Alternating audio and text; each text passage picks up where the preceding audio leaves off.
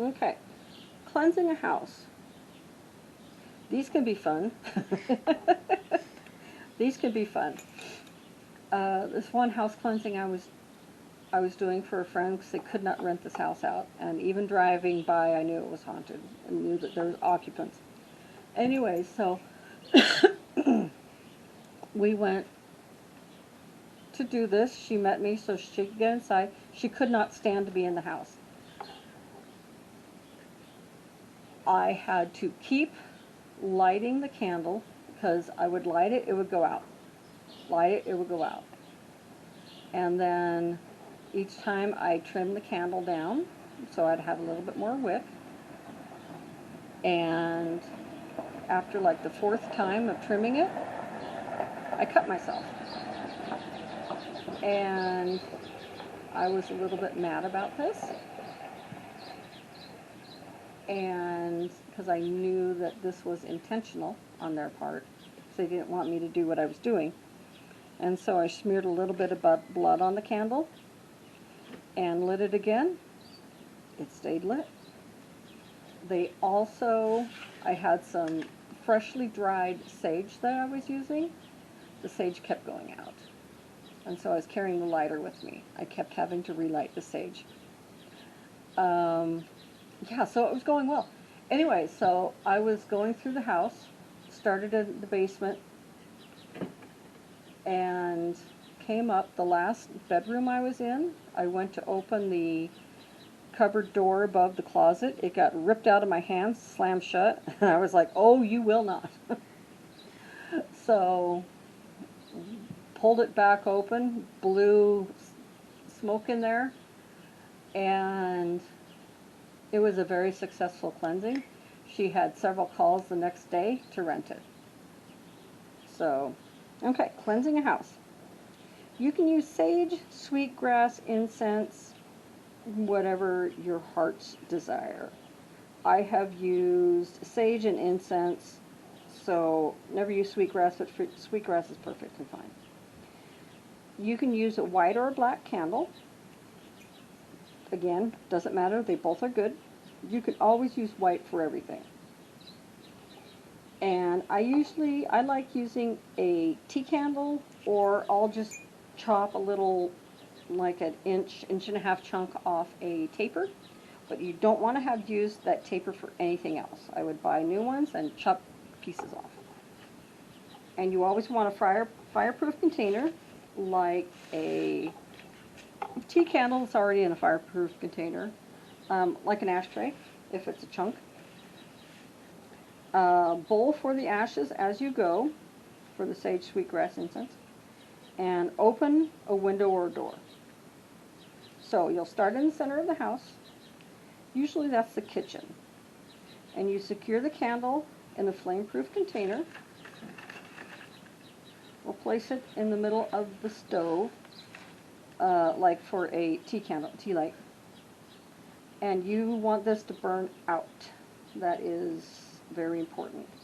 When you light it, state something to the effect of, with the lighting of this candle, all entities trapped in this house shall be passed over with love and light, and all negative energies and spirits will be consumed by the flame, and the portal will close when the flame has burnt out. That's where I was having problems getting that candle lit, was on that candle. Very important. Anyways, after you get that lit in the same place, you light your smoke and keep your bowl and lighter handy. Again, I kept having to relight my sage and it was annoying. You always start and end in the same place. I do the kitchen where I have my candle. And then you wave direct smoke into every corner, around every window, every closet, every door, as you move through the house.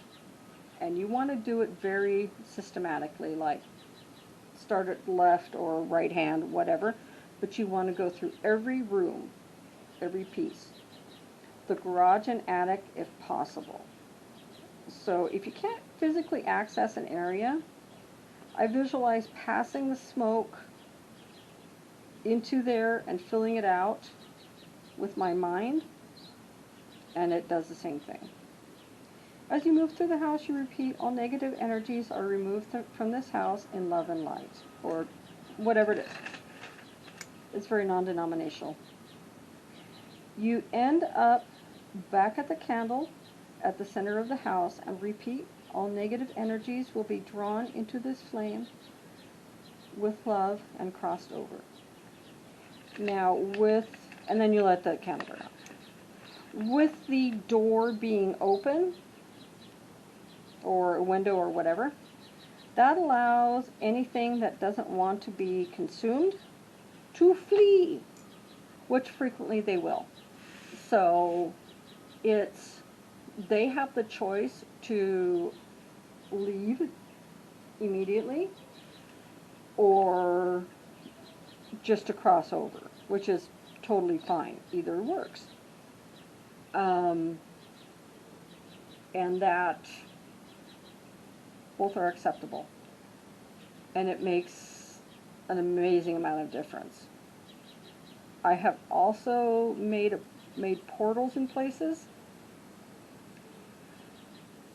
and just heard things just rushing through because they were trapped. I did that up the military cemetery, and that was amazing. So portals can be made in many places, and it allows the spirits to leave of their own choice, because sometimes they forget that they can leave, they get trapped, they don't know where to go, they get lost. So it's nice to have that available to them. Do you have any questions? On the subject of the cleansings, have you ever had one that didn't work? Nope. No? Mm-mm. Yeah, that's really all I could think of. So I feel like you can probably just try different methods until something sticks. Mm-hmm. Well, and it also depends upon the mental strength of the person doing it and their intent. So if they're afraid and they don't have a strong will, and that's not the right word, but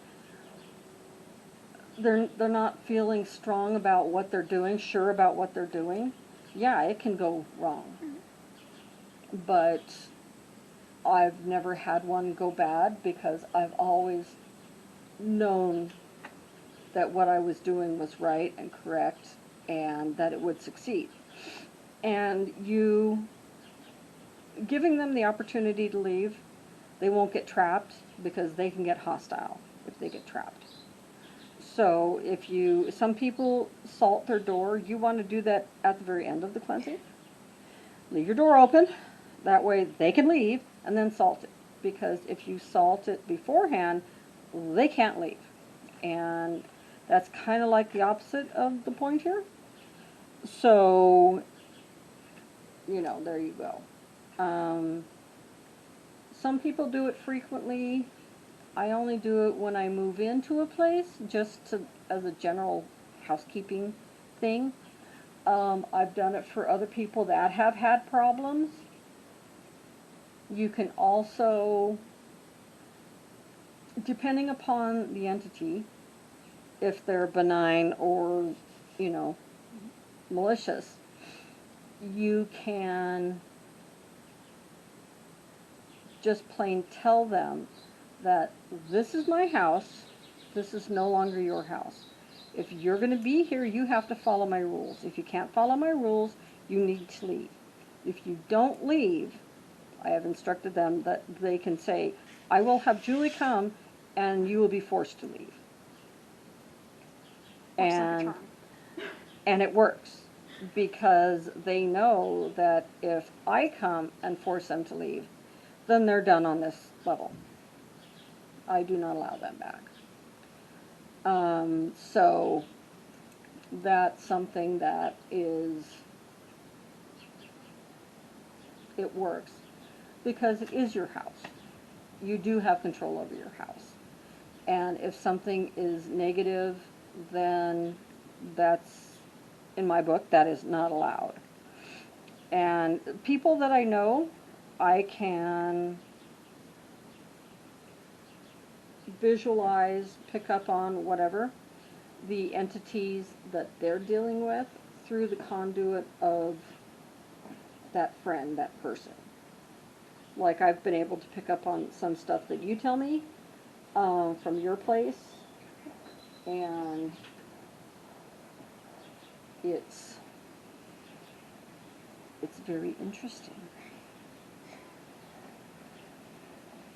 All right, I think we're done here. Yeah.